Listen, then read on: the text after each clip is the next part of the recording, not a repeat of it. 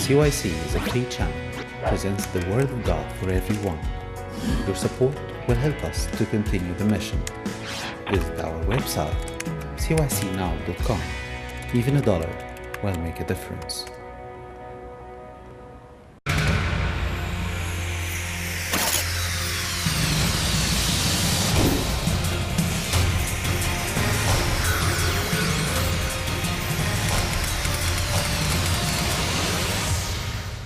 Well, welcome to our next session. We're talking about science and faith in our series Evolution and Creation. And we have our guests with us today, Eva and Tedros and Meryl and Rogi. Why don't you tell us where you're from? I'm from the Church of the Virgin Mary in St. Athanasius, Mississauga. I'm from Guelph, St. Philippa Marcorius' church. I'm from St. Mary and St. Athanasius Church in Mississauga. I'm from St. Philippa Marcorius in Guelph. Okay, great. So we have two from Mississauga, two from Guelph. So my name's Don Waller, and I'm your host for these sessions. And I work with an organization called Reasons to Believe. We're a science and faith think tank where we try and integrate science and faith issues and try and explore the harmony between them. So today, in this session, we're going to continue on with our discussion around science and faith. Are they friends or are they foes? And again, the modern sort of perception is that science is on one end of the spectrum and faith is on the other. Certainly, if you're an intelligent person, you are open to science. And if you're a person who really isn't all that intelligent, you're a person of faith. And you can't be both at the same time. And in our last session, we looked at a number of scientists from the past, many of whom won Nobel Prizes, many of whom were knighted. There were Sir this and Sir that. Famous scientists like Newton and Rutherford and Pasteur and others, all of whom seemed to have a personal faith in God and saw no conflict whatsoever between the science that they were doing in their day and their personal faith in God. And just in terms of summary, we want to look at where we were at when we left off. So we saw that all these scientists had one thing in common, and that is that they had a biblical worldview that drove their exploration of nature. They believed that nature was ordered and rational and was capable of being examined. They were excited about getting up every day and doing science. We discovered that Christianity is actually the historical foundation of the scientific method. We should test everything, hold on to the good, as it says in 1 Thessalonians 5. None of these scientists saw conflict between the study of science and faith in God. Indeed, most of them studied science as a direct outcome of their faith in God. Okay, so in this session, we're going to look at what some more modern scientists have to say. So let's start out with this fellow here, Francis Crick, famous biochemist. Anybody tell me what he's famous for? Anybody ever heard of the Watson and Crick double helix? DNA. He was one of the co-discoverers of DNA. In fact, the structure of DNA as this fancy two-stranded helix. Francis Crick said this: biologists must constantly keep in mind that what they see was not designed, but rather evolved, meaning that it evolved from natural processes. No need for a creator. Richard Dawkins, a biologist, also from late 20th century, still very much alive, said this: biology is the study of complicated things that give the appearance of having been designed for a purpose. The implication is that it's only an appearance. They weren't designed at all, and in fact, he would argue they have no purpose, ultimately. They just are. And here's a quote from Michael Shermer, who's a science writer and historian from the early part of this century. He said this, quote, "Through no divine design or cosmic plan, we have inherited the mantle of life's caretaker on earth, the only home we have ever known." What I'm wanting to emphasize there is the phrase "no divine design." In other words, nothing that we see has anything to do with God or a designer. Now, if you were with us in the last session and we looked at these older scientists from around about the time of the Reformation, right the way up to the 20th century, and compared that with these quotes, you would be forgiven for asking, wow, what happened? Something pretty dramatic must have changed somewhere along the way. What was it? Well, we're going to look at that because it's an important thing to understand this transition that took place, especially in the scientific world. Well, basically what took place was a shift in worldview. What is a worldview? It's what you can see from the CN Tower in Toronto. No, I'm just kidding. That's not what a worldview is.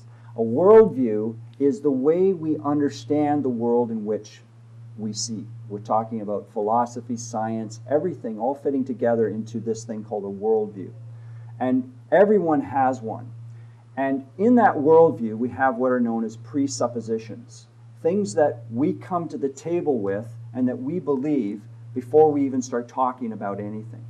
So, for example, you might have a worldview that says, I believe God exists. You might have a worldview that says, I believe God doesn't exist. And that's a presupposition. Now, both sides, both people would argue that they have reasons for believing that, but at the end of the day, nobody can prove whether God exists or doesn't exist, and so it's a presupposition. And it affects how you see everything else in life, right? So for example, let's say you're a person who grew up in a home where you had a lot of trouble, your parents fought, maybe you struggled, you saw a lot of violence or whatever. It's going to color the way you see the world from that time on, right? And so worldviews are a number of different things, but fundamentally it's a philosophical framework in which we understand the world that we see. Okay? Now, scientists such as Kepler and Newton, they introduced us to laws that govern the universe. Before that, people had no idea. You know, they thought angels moved things around and whatever. They believed all kinds of things. But these guys came along and they said, well, actually, no, we can actually describe certain laws that make the universe work the way it works. That doesn't mean that God was thrown out the window. It just means that God made these laws in their minds. And we've already seen that. Both Kepler and Newton believed in God. And they believed that God made these laws, and they went out and they discovered them. However, some philosophers, guys like Voltaire and Locke, they took this idea that the universe had these laws, and they came up with this concept of the clockwork universe. The clockwork universe. In other words, if there's all these laws describing the universe, it's kind of like a giant clock, right? You wind it up and it just runs, okay? The laws govern what happens in the universe. There's no need for any creative activity. And what they did is they applied their own philosophical bias or presuppositions, and they introduced the idea that no creator was necessary. So in a funny sort of way, these philosophers borrowed from Newton and Kepler, both of whom were Christians, or at least had a belief in God, and used the very laws that they described based on that biblical worldview, and then turned the whole argument around and said, well, yeah, you're right, we agree, there's all these laws out there, but we don't need God for those laws. They're obviously all you need is just the laws. Never seem to stop long enough and say, well, wait a minute, where did the laws come from? But because everything seemed to function like a giant clock, let's come up with the idea that it is a giant clock, and we don't need God at all. It just runs by itself. Now, this is basically known as a worldview called naturalism, and that is that all we require are natural processes. There's no need for a creator. Naturalism states this, that nothing exists beyond the physical and material world. And most importantly, naturalism says that everything that exists can be explained by natural causes, things that we can describe and measure. Okay? Now, naturalism is not science. It's a worldview. It's a way of seeing the world, right? Now, what happens when naturalism comes into science? Well, we end up with what's known as methodological naturalism. Very fancy word. Don't try and say it too fast. Methodological naturalism basically says that only natural explanations are permitted to explain the natural world. So don't come to me with God. Don't come to me with God did this or God did that or any kind of designer or creator. I'm not open to that. The only thing I want to hear about is the natural processes. Now, there's nothing wrong with examining the natural processes. That's what a lot of those scientists we looked at did. They went out and they said, God created the world. I'm going to go discover the laws that he made. I'm going to go discover the world he made. Methodological naturalism says there is no God. We're just going to examine what is and describe it through natural processes. So how did we get here? Well, it had to have happened naturally. Notice that I said the word had. It had to happen naturally. The reason it had to happen naturally in the minds of a naturalist is because they don't permit any other explanation. Now, if you've been listening to what I'm saying, you'll notice that that's got nothing to do with science. It's a worldview. It's a philosophy. It's an approach to doing science. And that's a very important thing to understand because that is what's going on today. Now, wait a minute.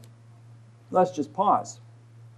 If we believe that naturalism is a philosophical construct, a worldview, like I said, and has nothing to do with science per se, what we find out is that recent discoveries, and here's the exciting thing, recent discoveries about the universe, physics, and molecular biology are seriously undermining any argument for naturalism.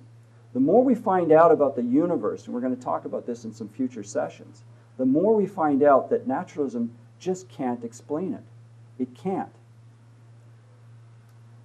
We look at the universe, the galaxy that we live in, our solar system, and even just our Earth, we see that there's these finely tuned properties that are necessary for life.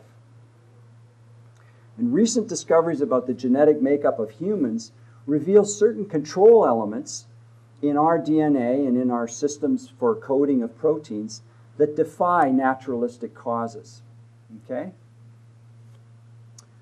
All right. So what we're going to do in the following is we're going to run through some sessions on what some more modern scientists have to say about this design of the universe.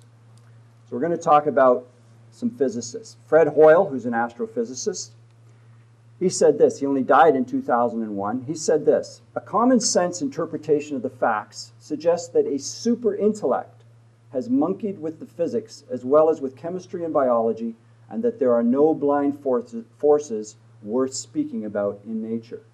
In other words, he's saying naturalism can't possibly explain the universe. Now, this man, let me tell you, is not friendly to Christianity, but he did say that. Here's a man, his name is Arno Penzias, and he was a Nobel Prize winner, still alive as far as I'm aware, born in 1933.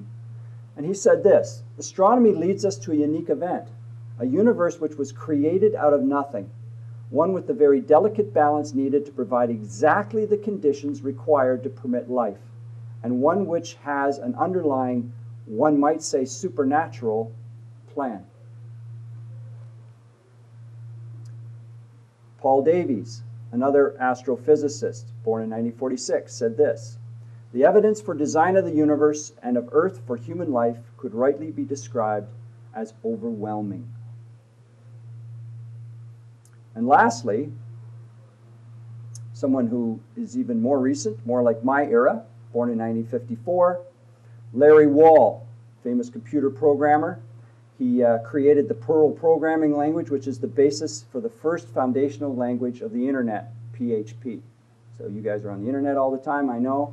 You have this guy right here to thank for it because he invented a lot of the language basis for what became the internet and the language of the internet. He created the Usenet client and nearly universally used patch program. He is an internationally known super geek. And Larry Wall said this: I think God put me here for a reason. I remember walking down the halls in my high school and getting this tremendous sense of destiny, like I was supposed to do something really great. It was a really weird feeling. Okay, I want to just end with a couple of scriptures on this whole idea of what we see in nature and what we see in the Bible and whether science and faith are friends or foes. Here's a quote from Psalm 19. The heavens declare the glory of God. The skies proclaim the work of his hands. Day after day they pour forth speech, and night after night they display knowledge. There is no speech or language where their voice is not heard. Their voice goes out into all the earth, their words to the ends of the earth. And from Romans 1, since what may be known about God is plain to them because God has made it plain to them. For since the creation of the world, God's invisible qualities, his eternal power and divine nature, have been clearly seen, being understood from what has been made, so that men are without excuse. So are science and Christian faith in conflict? I would argue no, they are not. They are friends, not foes. John Lennox, professor of mathematics and philosophy at Oxford University, said this: it's not a conflict between science and faith, it's a conflict between opposing worldviews. The biblical worldview and the naturalist worldview. And I think that's the best quote, and we're going to end right there. So let's take a question or two, and who'd like to ask the first one? I have a question. What would a person who believes in naturalism say if we asked them, where did this material come from that everything evolved from? Great question. So Muriel's question is, all right, so if you're a naturalist, where would they say all of the material that was used to make everything, where did it come from? And the answer to that is they don't have a good answer. It opens up the science field of abiogenesis, which is life. Where did life start from, right? And we're actually going to have a complete number of sessions on the origin of life. We're going to talk about that. But it's a real problem, because it's one thing to say, all right, here's how life emerged and grew and so on, and I have a theory about how that happened, and I have some evidence for why I believe that, but I can't tell you where it all started from. It is a real challenge. I would argue that the naturalist basically does not have an answer for where the stuff came from, because we know, as we looked at in previous sessions, there was this Big Bang event where everything that we have, space, time, energy, matter, and all came into existence in a moment in time. They have no explanation for that either. And so I think that this is where the biblical worldview at least has an answer and can speak to that. So great question. Anyone else? I also have another question. Another question. Carry on. What is the reason that scientists of the 20th and the 21st century, and closer to these centuries, have decided that they're moving from the creation made by God and then naturalism? To naturalism. Yeah. How did that happen? Well, or what's your opinion on it? I think that one of the biggest reasons for that is a guy by the name of Darwin, Charles Darwin. So what Darwin did is he went out, and Darwin incidentally was not an atheist. He actually grew up as a Christian person, believed in God, had questions later in life, and would best be described as an agnostic at the end of his life. But he went out and he described the world that he saw, and he noted that there was a relationship between a number of different species. He noticed that on the Galapagos Islands, for example, that different bird species had adapted to their environment. And this concept of change over time, which is essentially what evolution is, it's change over time. It was observable. You could see it happening. We can see it in the lab today. Change does occur over time. The problem is that a whole bunch of other guys then got a hold of this idea, including Darwin himself to some extent, and basically said, oh, well, maybe that's how everything happened, including us. So they constructed this entire worldview now that says we can explain the history of all of life using naturalistic processes. All we need to have is enough time for the change and the adaptation to occur. And the concept of natural selection, which was that as things grew, this one would be selected to live and this one would not live. So those that survived is what affected future generations. And that all of life can be described that way. It was very much rooted in this shift in worldview that was taking place at the time. And then what Darwin did is he came along and he basically gave all of these life scientists a whole new way of looking at the world. And they just took off and ran with it. And it has largely affected everything since. So if you read your average biology text in high school today, it'll be based on that view. No one's going to base it on a Christian worldview, which 200 years ago would have been the approach. So there's been a shift in worldview that shifts the way we see science. Great question. Okay, so thanks very much, everyone, for your attention, and a great session, and we'll see you next time.